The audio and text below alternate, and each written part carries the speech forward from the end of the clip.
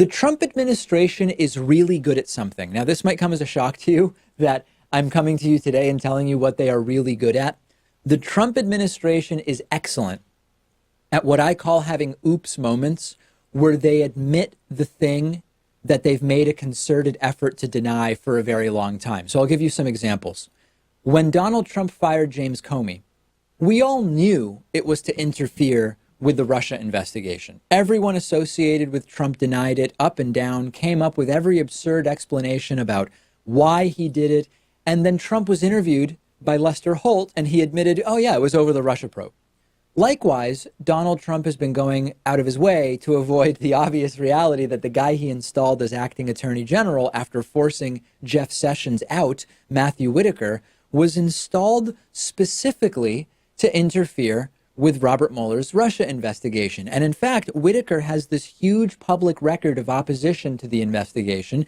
He has written in a CNN op-ed exactly what tactical approach he would take to stop the investigation. Shortcut for you, starving it of funds. But from Trump and the people around him, it's been deny, deny, deny. Trump saying he barely knows Matthew Whitaker, despite having met him in person 12 times. And then suddenly over the weekend, Trump admits that actually, yeah, he did put in Matthew Whitaker to deal with Robert Mueller's Russia investigation. Trump was interviewed by the Daily Caller in a total joke of an interview. This interview had almost no follow-up about any of the ridiculous things that Donald Trump said. And at one point, Trump was asked, what were you thinking about when you put in Whitaker? What are your thoughts about the installation of Matthew Whitaker? We're going to put the transcript of this up on the screen for you. Look at how this goes. The Daily Caller says, could you tell us where your thinking is currently on the Attorney General position? I know you're happy with Matthew Whitaker. Do you have any names, Chris Christie? This means for the eventual full-time or non-temporary, non-acting Attorney General. Trump says, Matthew Whitaker is a very respected man. He's very importantly, he's respected within the DOJ. I heard he got a very good decision. I haven't seen it. Kellyanne, did I hear that? And then Kellyanne Conway chimes in, 20 pages. Trump says, a 20-page?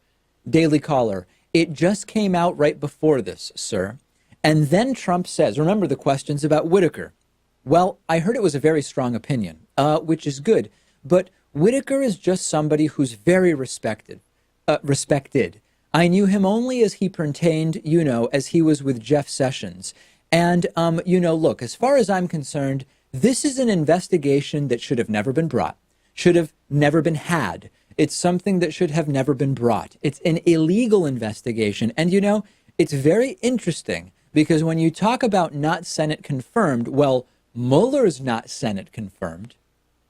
We've got to talk about this piece by piece. First of all, nobody mentioned the Russia probe in the question, and Trump out of the blue mentions it, except it's not really out of the blue because it's the number one thing that was on his mind when he decided that Matthew Whitaker was going to be acting attorney general, that he believes the probe is illegal. That's why he appointed Whitaker. So Trump very publicly, he connects the dots there. Now, I also don't want to do this again because we did it last week, but Trump is lying that he doesn't know Whitaker. He only knows Whitaker through Jeff Sessions. He said to Fox News last month how much he knows Whitaker, and he's met with him many, many times. Here's where we really need to big picture it. A really common tactic to distract people or to confuse them is to change Zoom, okay? And what I mean by that is when people are attacking you about details, you switch and zoom out to the big picture if that's more advantageous for you. It's a debate technique. It's a technique in rhetoric. When people are attacking you about the big picture, you zoom in and you argue the details when there are some details you feel you can defend. In this case, the debate has been about the details. Well, how long was Sally Yates acting attorney general? Does Whitaker have to be Senate confirmed? How well does Trump know Whitaker? Got to zoom out. And when you zoom out, you realize that if you're being investigated, you shouldn't be allowed to decide who is in any positions that influence that investigation period. And that, Pat, is what is missing from the discussion. If you understand that, if you understand that it doesn't matter whether Trump met Whitaker 2, 6, or 12 times, it doesn't even really matter if Matthew Whitaker wrote that op-ed explaining his opposition to the probe, although that only makes this worse, you shouldn't be able to decide who oversees investigations into what you've done. And that's why I think the left needs to zoom out on this one, Pat. Absolutely, absolutely. And how fascinating is it that Trump was able to commit another unforced error here? He's being interviewed by the Daily Caller, which is an outlet that's supposed to be on his side, and yet he just volunteers this information. The term obstruction of justice comes to mind. That was floated after he fired Comey. It could get brought up again, and I think Mueller will look into that. These are obstructive interferences. Whether they meet the legal standard of obstruction of justice, we're going to have to see. And last thing on this, because there's just so much wrong with it, Mueller is running an investigation. He's not in charge of a cabinet. He's not a cabinet level position.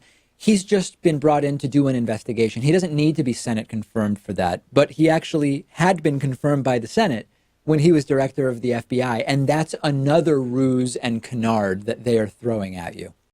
One of today's sponsors is Skillshare, which is an incredible online learning community offering over 10,000 high-quality online courses on a huge variety of topics. First 500 who click the link under this video will get 2 entire months of totally free access to every single class that Skillshare offers. You'll have free access to courses on music, art, photography, business, computer programming, cooking, meditation, and everything in between. I think you'll have no problem finding courses that are perfect for you. Just took a really great class on graphic design, which I know nothing about, but I'm trying to learn. Our show is giving you 2 entire months of totally free access to every course Skillshare offers, risk-free. If you click the link under this video, you'll have 2 months to take classes on anything you're passionate about, classes taught by real people who share that passion. And after that, you can keep getting access to the entire site for less than $10 a month. Just click the link under this video to redeem your 2 free months of Skillshare, but hurry, it's only available to the first 500 who sign up.